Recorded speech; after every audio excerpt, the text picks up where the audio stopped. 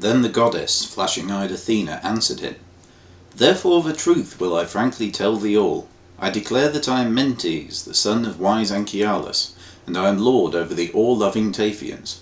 And now have I put in here, as thou seest, with ship and crew, while sailing over the wine-dark sea to men of strange speech, on my way to Termese for copper."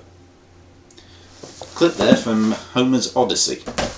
Does anything about it strike you as slightly odd, allowing obviously for the fact that it was written in the 8th century BC?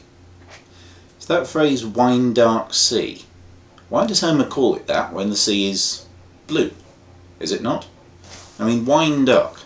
This is wine. If the sea looks like that, we've got problems that global warming can't compare to. A fine bouquet of grapes. I'm getting pissed. Wine appreciation is a load of nonsense, isn't it? You either like it or you don't. But to get back to the point, wine dark.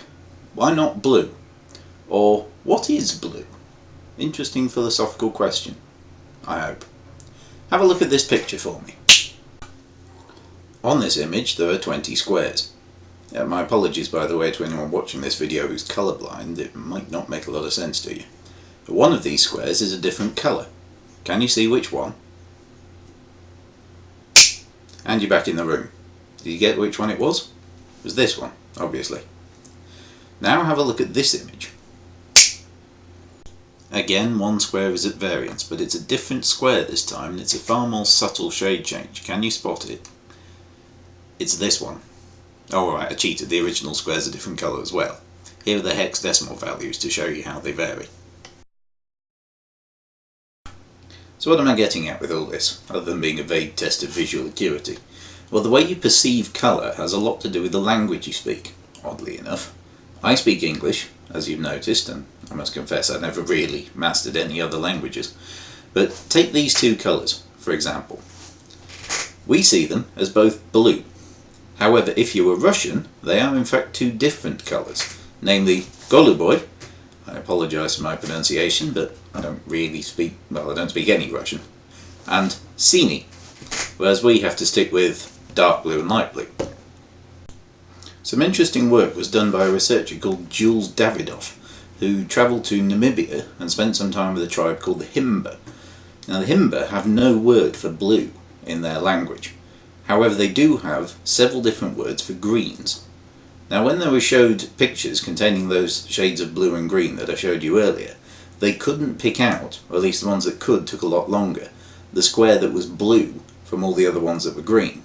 However, when showed the square with a slightly different shade of green, they could pick that out straight away.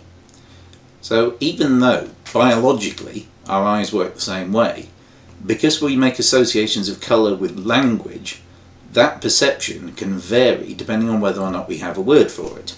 This restriction isn't limited just to African tribes though. The Vietnamese have one word for blue and green, and it's this. I think it's pronounced sang, but don't quote me on that. When you use it in a sentence, you have to contextualise it, as in thing of the sky, blue, or thing of the leaves, green. No matter where a language evolved or when, the colours appear in it in a strikingly similar order. The first two colours to appear are always black and white, probably because they're the most important ones. They describe night and day. The next colour is always red, the colour of blood, which I'm sure is far from coincidence. Many of these ancient civilizations relied on violence as a means of advancement, so they would have seen blood quite a lot. Next you have green and yellow, in either order, and after that, blue. This means that when Homer described the sea as wine dark, he was speaking in a language which didn't yet have a word for blue. The ancient Greeks named their colours based on intensity rather than shade, so Homer's wine dark sea means that it's a very rich and intense colour, not necessarily red. Oh look, it's refilled itself. Elsewhere in ancient Greek, the sky has been described as bronze coloured. That doesn't mean it was the rich golden yellow that we associate with the metal. It means it was bright, like the shine of shield.